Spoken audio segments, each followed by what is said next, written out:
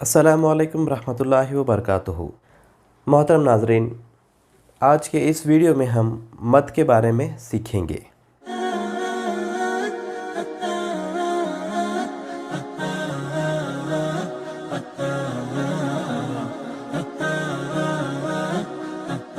बिस्मिल्लाहिर्रहमानिर्रहीम। रब्बी यस्सिर वला तुअस्सिर वतम्मिम बिल खैर वबिका नस्तईनु या फत्ताहु रब्बि ज़िदनी इल्मन नाफ़िया। मोहतरम नाज़रीन, आज हम मद के बारे में सीखेंगे। मद दो तरह के होते हैं, एक छोटा मद होता है और दूसरा बड़ा मद होता है। एक छोटा मद होता है और दूसरा बड़ा मद होता है। इससे पहले की वीडियो में हमने आपको जज़म और तजदीद अगर एक साथ आए तो किसे पढ़ना है और किसे नहीं पढ़ना है वो समझाया था। चूँकि वो चीज़ बहुत अहम थी और अक्सर वहाँ पर गलतियाँ हो जाती है, इसलिए हमने उसके बाद वीडियो नहीं डाला ताकि आप उसको अच्छे से समझ लें। और उसके बाद फिर आज हम ये आगे का सबक देख रहे हैं। तो छोटा मद ये है और ये है बड़ा मद। छोटा मद एक अलिफ के बराबर है और बड़ा मद 5 अलिफ के बराबर है। छोटा मद एक अलिफ के बराबर है और बड़ा मद 5 अलिफ के बराबर है। छोटे मद को एक अलिफ के बराबर खींचते हैं, जैसे बे है। छोटा मद अगर लगता है तो ये बे ज़बर ब, लेकिन अगर इसके ऊपर मद आता है छोटे वाला तो इसको अलिफ के बराबर पढ़ेंगे, इस तरह से बा। बा बोल के पढ़ेंगे इसको, बा। उसके बाद अगर बे पे बड़ा मद आता है, ये बड़ा मद, तो इसे बा करके खींचा जाता है। बहरहाल वो तजवीद का मसला है कि कितना खींचना है और कितना नहीं खींचना है। यहाँ पर आप सिर्फ ये समझ लीजिए कि मद अगर आया तो उसे खींचना है, चाहे फिर वो छोटा मद हो या बड़ा मद हो। छोटे मद को एक अलिफ के बराबर खींचते हैं, बा, ता, सा, इस तरह से। लेकिन अगर बड़ा मद आता है तो ज़्यादा खींचा जाएगा, बा, ता, सा, तो इस तरह से होता है। इसकी कुछ हम एग्ज़ाम्पल देख लेते हैं। जैसा कि हम बता चुके हैं, छोटा मद है उसको कम खींचेंगे, बड़े मद को ज़्यादा खींचेंगे। छोटे मद को एक अलिफ के बराबर खींचा जाता है और बड़े मद को 5 अलिफ के बराबर खींचा जाता है। सीन ज़बर स, वाव वाली ज़बर वा, यहाँ पे ऑलरेडी एक अलिफ है। उसके बाद यहाँ पे छोटा मद भी है, सवा उन, सवा उन, सवा उन। उसके बाद है यहाँ पे सीन ज़बर सा, मीम अली ज़बर मा, समा। उसके बाद छोटा मद है उसके ऊपर है तो एक अलिफ और इजाफा करेंगे, समा। हमज़ा दो ज़ेर, यहाँ ज़ेर की तनवीन है, इन, समा इन। उसके बाद ऐन अली ज़बर आ, उसके बाद उसके ऊपर छोटा मद भी है तो आ, हमज़ा ज़ेर ई, आ ई। लाम पर ज़बर की तनवीन है, लन, आ इलन, आ इलन, इस तरह से।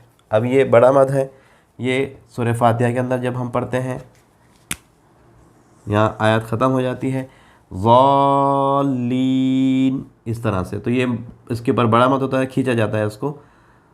ज़ाद अलिफ ज़बर ज़ा, और उसके ऊपर बड़ा मद आ गया ज़ा। लेकिन उसके बाद हम देख रहे हैं कि ये ज़ाद के बाद लाम है और लाम पे तशदीद है, तो ये ज़ाद को लाम में मिलाना है, तो इसको खींचते हुए लाम में मिलाया जाता है। ज़ाद को खींचते हुए लाम में मिलाया जाता है, ज़ालीन।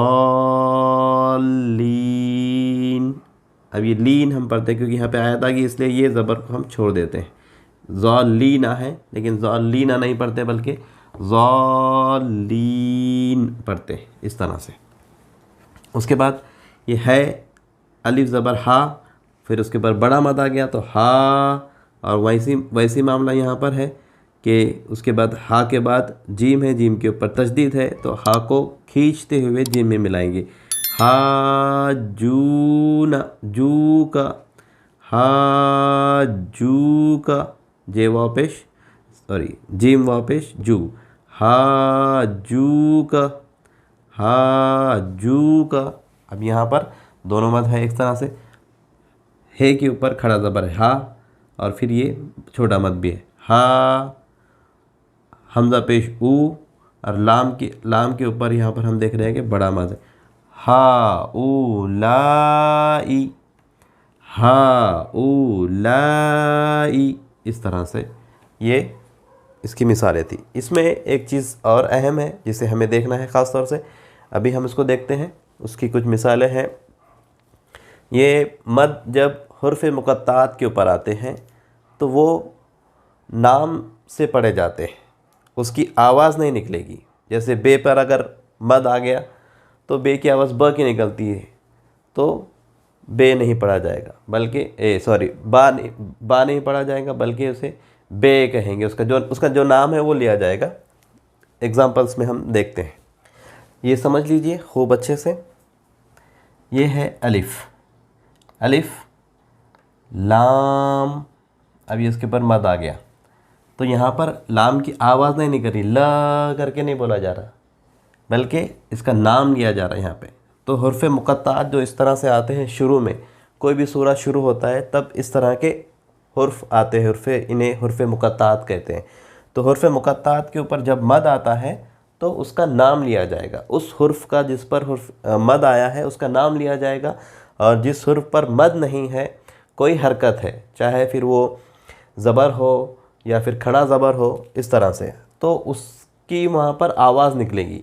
खड़ा ज़बर अगर आएगा तो आवाज़ निकलेगी, खड़ा ज़बर अगर नहीं होगा, मद होगा, तो उस पर वहाँ पे उसका नाम लिया जाएगा। तो ये अलिफ़ लाम, और ये लाम को, चूँकि इस लाम के बाद मीम है, मीम पर तशदीद है। तशदीद का कायदा ये है कि उससे पहले वाले हुर्फ़ को उसमें मिलाना पड़ता, तो लाम को खींचते हुए मीम में मिलाया जाएगा और मीम को भी खींचा जाएगा। जैसे अलिफ़ लाम मीम, इस तरह से। यहाँ पर अब हा पे खड़ा ज़बर है तो यहाँ पर इसकी आवाज़ निकलेंगी, हा, है करके नहीं बोला जाएगा, बल्कि आवाज़ निकलेंगी। है के ऊपर खड़ा ज़बर है हा, और यहाँ पर है मीम, मीम के ऊपर बड़ा मद आ गया, तो यहाँ पर इसका नाम लिया जाएगा। इसकी आवाज़, मीम की आवाज़ म की निकलती है तो माँ करके नहीं बोला जाएगा, बल्कि मीम बोला जाएगा। इस तरह से ये हो जाएगा हा मीम या। इसके बाद है ये के ऊपर है खड़ा ज़बर या, और सीन के ऊपर है बड़ा मद, तो ये हो जाएगा, इसका नाम है सीन, तो सीन ही बोला जाएगा। तो हुर्फ़ मुक़त्तात पे नाम लिया जाता है, उसकी आवाज़ नहीं निकाली जाती है। या सीन, इस तरह से। ये है स्वाद, अब इसके ऊपर मद आ गया तो आप इसको सा बोलेंगे कि नहीं, इसको बोलना है स्वाद, इसका नाम लेना पड़ेगा क्योंकि उसके ऊपर मद आया हुआ है। हुर्फ़ मुक़त्तात के ऊपर जब मद आते हैं तो उसका नाम लिया जाता है, उसकी आवाज़ नहीं निकाली जाती। ये कायदा आप अच्छे से समझ लीजिए। स्वाद, इस तरह से स्वाद। फिर उसके बाद है तोएं, तोएं के ऊपर खड़ा ज़बर है तो तोएं खड़ा ज़बर ता हो जाएगा।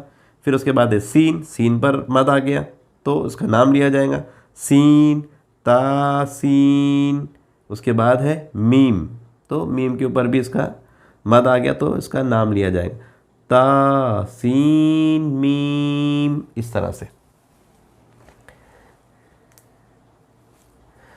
यहाँ पर तशदीद भी है, हम तशदीद लगाना भूल गए, तो तशदीद लग गई तो फिर मीम को, सीन को मीम में मिलाना पड़ेगा, ता सीन मीम, इस तरह से।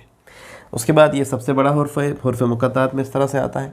तो वहाँ पर हम देखें, अब ये है काफ़, छोटा काफ़, काफ़ के ऊपर कोई हरकत नहीं है बल्कि मद है, तो यहाँ पर इसका नाम लेना पड़ेगा, काफ़। फिर हा है, हा के ऊपर खड़ा ज़बर है तो हा हो जाएगा, हे के ऊपर खड़ा ज़बर हा, काफ हा। उसके बाद है ये के ऊपर खड़ा ज़बर है, इसकी यहाँ पर आवाज़ निकलेंगी, जैसे यहाँ पे ह की आवाज़ निकली, इसी तरह से यहाँ पे य की आवाज़ निकलेगी, काफ हा या। फिर उसके बाद है ऐन, ऐन के ऊपर मद है इसलिए उसका नाम लिया जाएगा।